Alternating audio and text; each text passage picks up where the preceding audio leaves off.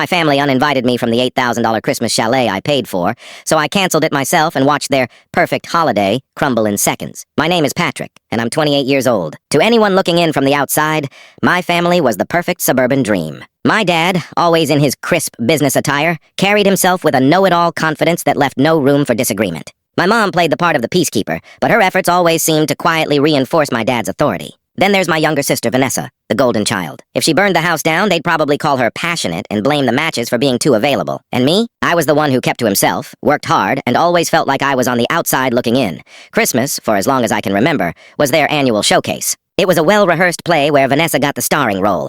Dad would deliver a speech full of hollow family values, and Mom would flutter around, making sure everything looked perfect, all while ignoring the subtle jabs and criticisms tossed in my direction. I learned to live with the passive-aggressive comments, the constant comparisons, and the quiet understanding that I didn't quite measure up. But this past year, something shifted in me. I'd landed a stable, well-paying job, and for the first time I felt like I could contribute. I wanted to be more than just a spectator in my own family. I wanted to belong. That's where the chalet came in. I found this beautiful, postcard-perfect cabin-style chalet nestled in the Highlands. It had everything. Deep snow, a crackling wood-burning fireplace, and huge windows that looked out over the ski slopes. It was the kind of place you see in movies. I spent weeks searching for the right spot, carefully budgeting, and finally, I booked the entire place for Christmas. It cost me $8,000, a significant chunk of my savings, but I told myself it was worth it. Maybe this would be the year they finally saw me as an equal part of the family. I even texted the booking confirmation to my dad, thinking he'd appreciate it, maybe even brag about it to his friends. His response was typical. No thank you. Just a curt, good. That's the least you could do. I tried to brush it off. That was just how he was.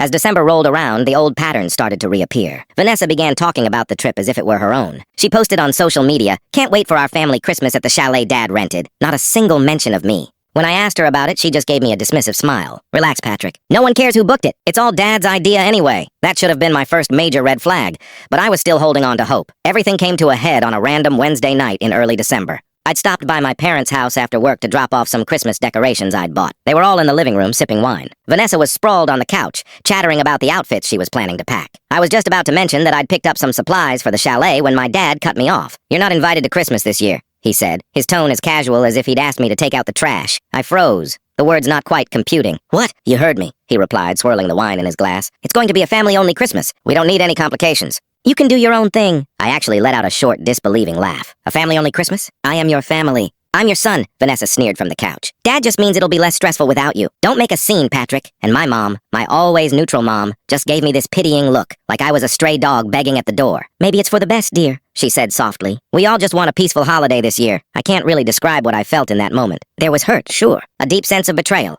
But more than anything, it was a cold, clear clarity. It was as if a curtain had been pulled back, and I was finally seeing them for who they truly were. All those years of trying to earn their approval, of trying to fit into a space they had no intention of making for me, culminated in that one sentence from my dad. I didn't argue. I didn't beg. I just nodded, set the box of decorations down on the floor, and said, "Fine." They probably thought I was crushed, that I'd go home and cry about being excluded. But as I walked out of their house that night, with their smug expressions burning a hole in my back, my mind was already racing. I remembered the chalet reservation sitting in my email inbox, the one booked in my name, with my money. They thought they had their perfect Christmas all wrapped up, that they could discard me without a second thought. They had no idea what was coming. That night, I sat down at my laptop. I logged into my bank account and quietly transferred the holiday money I'd sent my dad back into my own account. $8,000 returned to where it belonged. Then I opened the chalet reservation and, with one simple click, canceled the entire thing. It was still early enough that there was no penalty. The best part? The booking was technically under my dad's name because I'd wanted him to feel involved, but the payment method was all mine.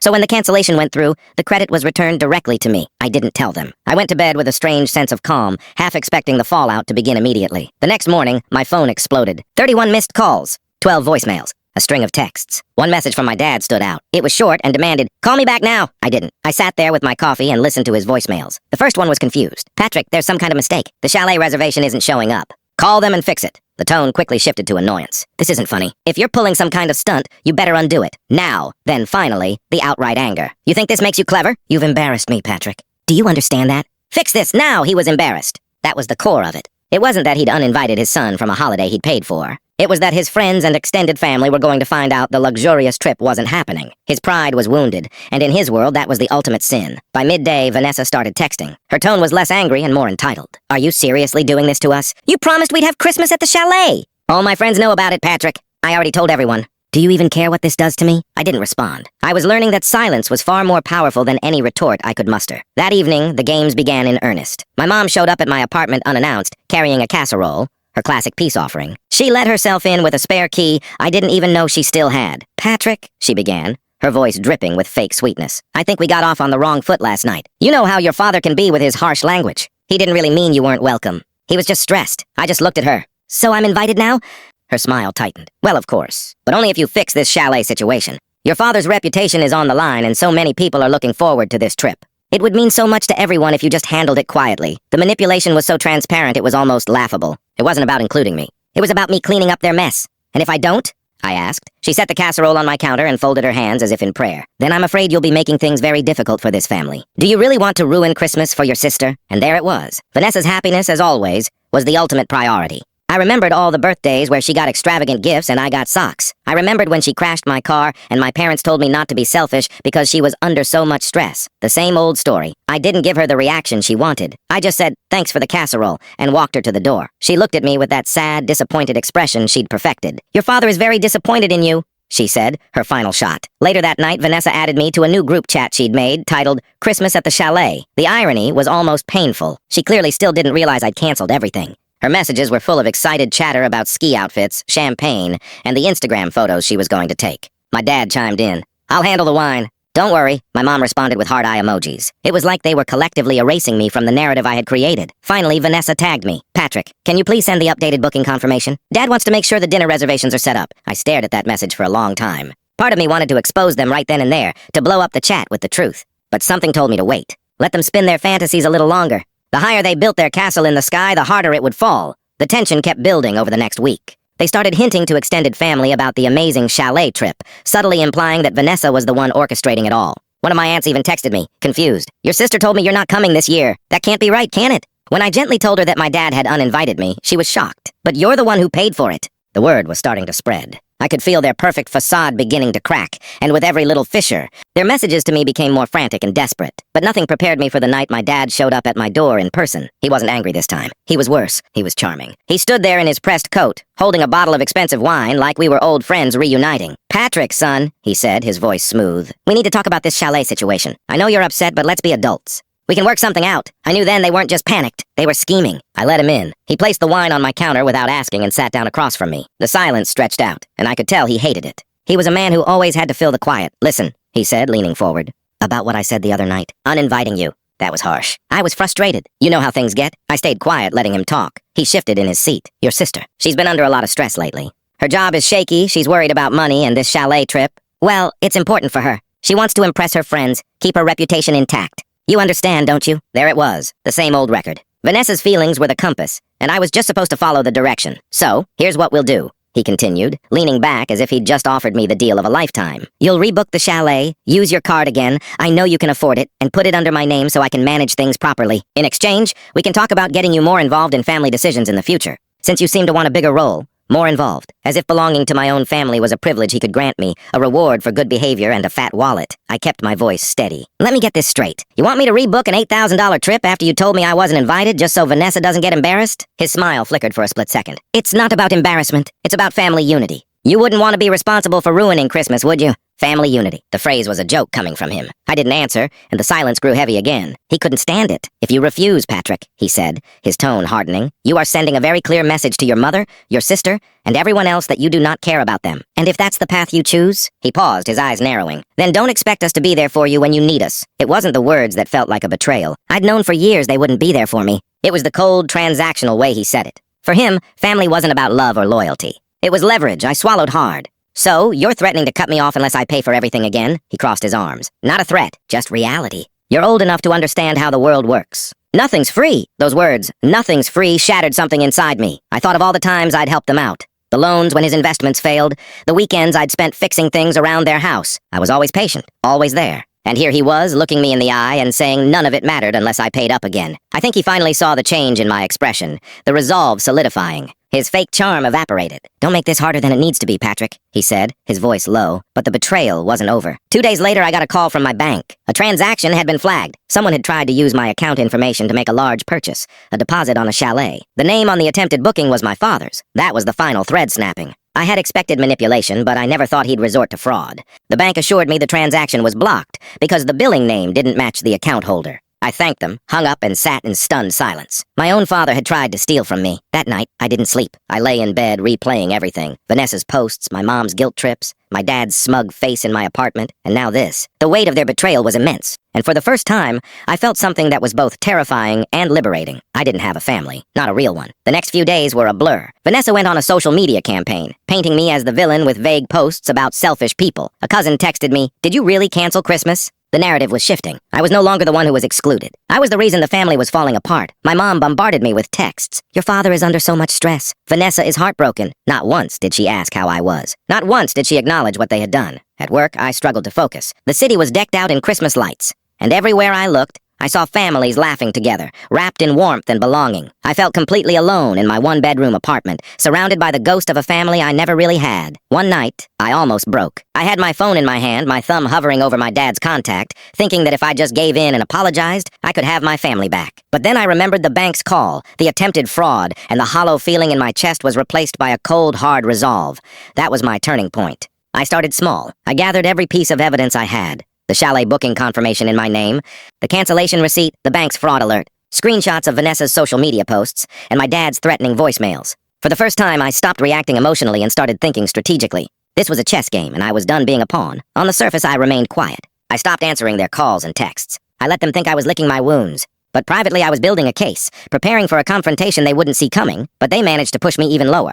About a week before Christmas, I came home to find an envelope tacked to my apartment door. It was a typed letter from my dad, cold and formal. It stated that I was no longer welcome at family events unless I learned to respect their sacrifices. It said Vanessa deserved the chalet because she had demonstrated loyalty, while I had only caused friction and disgrace. The final line was burned into my memory. "Patrick, you are not needed in this family. Consider this a warning." I sat on the floor of my apartment, holding that letter until the words blurred. That was rock bottom. But in that deep, cold pain, something in me finally broke for good. The boy who had spent his life begging for their scraps of approval was gone. What was left was quieter, sharper, and utterly determined. I wasn't going to fight for their love anymore. I was going to make sure they understood the cost of losing someone they thought they could control. Something clicked into place after I read that letter. It was like I'd been carrying a heavy, invisible weight my whole life, and I suddenly realized I could just set it down. The words, "you are not needed," didn't crush me. They set me free. If I wasn't needed, then I owed them nothing. And if I owed them nothing, I could finally start living for myself. My first move was to cut the financial lifelines I'd been providing for years. I'd often helped Vanessa with her overdrafts, chipped in for family bills when my dad's investments were down.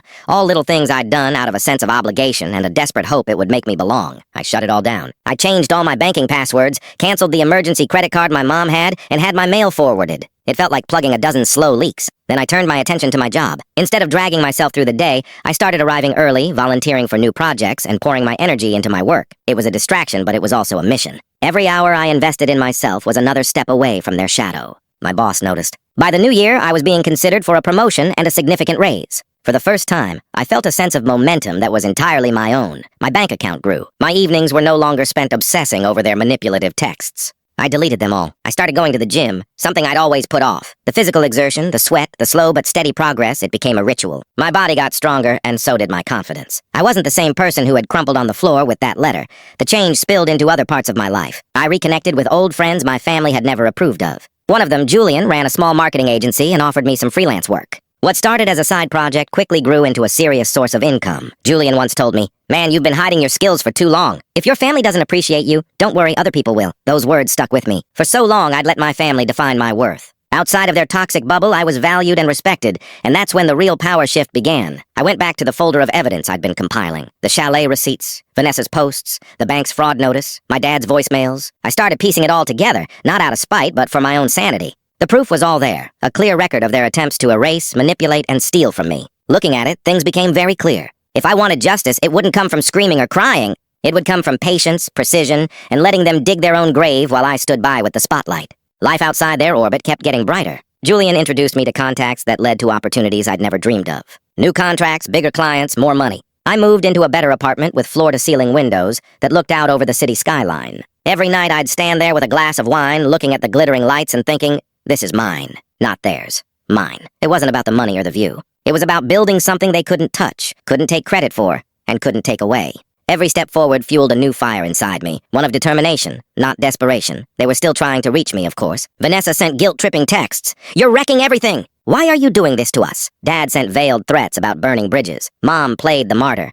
I lie awake at night worried about you. But where those words used to feel like daggers, they now just bounced off. I didn't respond. My silence had become my most powerful weapon because I knew something they didn't. They had already lost their hold on me, and they were about to lose a lot more. I wasn't in a rush. I was going to let time and my own success do the work. I'd let them grow comfortable in their delusions. Because when the time was right to strike back, it wouldn't just be satisfying, it would be undeniable. The perfect opportunity fell into my lap on an ordinary Tuesday. I was at Julian's office helping him with a client presentation when I saw an email from my aunt, the same one who had contacted me before. She was different from the rest of them, more perceptive and less cruel. The subject line read, "Thought you should see this." Attached was a PDF of an email chain between my dad and other family members. In it, my dad was telling them that Vanessa would be covering the Christmas expenses this year, that she was stepping up as the responsible one, and that Patrick has decided he cannot contribute. He's embarrassed, so we shouldn't bring it up. My stomach turned. The responsible one? Vanessa hadn't contributed a cent. He was actively rewriting history, painting me as a failure who was too ashamed to help. As sickening as it was, that email was a gift. It was concrete proof of the narrative they were spinning. If they wanted to play with the truth, I would make sure everyone heard it, loud and clear. The timing was perfect. My promotion had just come through, tripling my salary. Julian's freelance work was booming. My savings were healthier than ever. I wasn't just getting by. I was in a position of real strength, financially, professionally, socially. I was untouchable. That night I started drafting what I called the reveal. Step 1. Document everything. I organized the folder on my laptop with meticulous labels. Vanessa's social media gloating, bank statements proving the money was mine. The cancellation receipt, the fraud alert, and now, my dad's damning email chain. Every lie had a paper trail, and I had it all. Step 2. Find allies. My aunt was already halfway there. I met her for coffee and cautiously felt her out. She admitted she'd always felt my parents favored Vanessa unfairly, but had no idea how far it went. "Your father's pride is his weak spot," she said. And Vanessa believes her own press. Her insights were like a roadmap. Step 3. Position myself where they least expected me. Instead of hiding, I started showing up to extended family gatherings. Birthdays, casual dinners, anything that wasn't at my parents' house. At first there were whispers and awkward glances. But I was calm, polite, and present. I didn't defend myself or mention the chalet. I just let them see me, stable, successful, and happy. Slowly the doubt crept in. People began to see the disconnect between Vanessa's boasts and the calm, capable man in front of them. Julian connected me with a friend in event planning, and that's where I got the idea for the final piece of my plan. If my family used gatherings as their stage, I would make sure the spotlight was shining right on them when the curtain finally fell. Power isn't always about being the loudest. Sometimes it's about patience. It's about quietly stepping out of the shadows, stacking your evidence, aligning your pieces, and waiting until your opponents are so sure they've won that they don't feel the ground crumbling beneath their feet. By the time Christmas came, my parents thought they had managed the situation. They spent the holidays sulking at home. No chalet, no trip. They told everyone it was my fault, that I had ruined everything. Vanessa even posted photos from a different ski resort, trying to pass it off as the chalet for clout. To the outside world, they pretended everything was fine. But I knew the truth, and I knew what was coming. The setting for my final move arrived in late January. My aunt called to tell me about a big family gathering for my grandparents' anniversary. It was a huge event. Cousins, aunts, uncles, family friends, even some of my dad's business partners. In other words, it was my parents' favorite kind of audience. The moment I hung up, I knew it was time. I spent the next week polishing the evidence folder. I organized everything into a simple presentation I could pull up on my laptop. I didn't need to yell or make a scene. I just needed to present the facts calmly and let their own words condemn them. The night of the anniversary, I walked into the dinner hall wearing a sharp new suit I'd bought with my promotion bonus. It was a silent message. I wasn't the pathetic black sheep they'd portrayed. I was doing just fine. I shook hands, smiled, and accepted compliments on how well I looked. I saw my parents notice me from across the room. My dad stiffened. My mom's polite smile became strained. Vanessa rolled her eyes as if I was intruding on her party. I could feel their discomfort, and it only made me calmer. Dinner was served, wine was poured, and speeches were given. Then came the casual chatter around the tables. I waited. I knew Vanessa wouldn't be able to resist. She was talking loudly to a cousin. The whole chalet thing was such a disaster because Patrick bailed at the last minute. Honestly, Dad and I had to scramble to make Christmas decent. But you know, some people just can't handle responsibility. Her words were the perfect opening. I set my wine glass down calmly. "That's interesting, Vanessa," I said, my voice even, because from where I was standing, it looked a little different. The table went quiet. My dad jumped in,